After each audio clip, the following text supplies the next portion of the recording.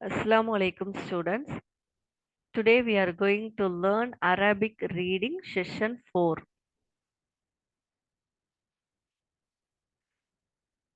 So இந்த வீடியோல Arabic symbols தான் பார்க்க போறோம். ஆல்ரெடி செஷன் 1, 2, 3ல Arabic alphabetோட pronunciation எப்படி உச்சரிக்கிறது அப்படிங்கிறத 3 செஷனா நம்ம பார்த்துட்டோம்.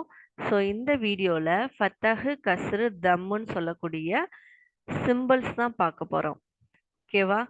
ஸோ இத ஜபர், ஜேர், பேஸ்ன்னு சொல்லுவாங்க. ஃபத்தஹு, கஸ்ரு, தம்முன்னு சொல்லுவாங்க. ஃபார் எக்ஸாம்பிள், இந்த கோட்டுக்கு கீழ இருக்கக்கூடிய இந்த சிம்பல சவுண்டோட முடியும். அதாவது அரபிக் ஆல்பபெட் லெட்டர்ஸ்க்கு கீழ இந்த சிம்பல் வந்துச்சுன்னா, அந்த லெட்டர்ஸ் எல்லாமே சவுண்டுல தான் முடியும். அதே மாரி இந்த அரபிக் லெட்டர்ஸ்க்கு மேல இந்த சிம்பல் வந்துச்சுன்னா, இந்த ஃபத்தஹ் சிம்பல் வந்துச்சுன்னா, இதோட சவுண்டு ஆல முடியும். அரபிக் லெட்டர்ஸ்க்கு மேல இந்த சிம்பல் வந்துச்சுன்னா, தம்மான்னு சொல்லக்கூடிய இந்த சிம்பல் வந்துச்சுன்னா, சவுண்டுல முடியும். ஸோ இத ஜேர், ஜபர், பேஸ்ன்னு சொல்லுவாங்க. கஸ்ரு, ஃபத்தஹ், தம்மான்னு சொல்லுவாங்க. ஸோ இப்போ வாங்க நம்ம வீடியோக்குள்ள போலாம். ஸோ இதுதான் அரபிக் ஆல்பபெட் லெட்டர்ஸ். ஸோ இந்த லெட்டர்ல கஸ்ரு மட்டும்தான் பார்க்க போறோம். ஸோ இப்போ இது பா அப்படின்ற உச்சரிப்புல நம்ம பார்த்தோம் ஆல்ரெடி. இந்த பாவுக்கு கீழே இந்த சிம்பல் வந்ததுனால பியா மாறும். பா பியா மாறும். அதோட இந்த லெட்டர்ஸோட எல்லா சவுண்டுமே ஈல தான் முடியும்.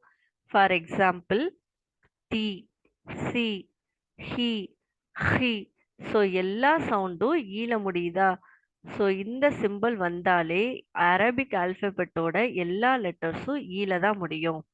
ஸோ வாங்க பி, டி, சி, ஹி, ஹி, ரி, ஜி, ஃபி, இ, ஹி, ஜி, சி, ஷி, மீ, டி, தி, கி, லி, கி, சி, லி, வி, டி, லி, நீ, இ, ரி, இ, இ.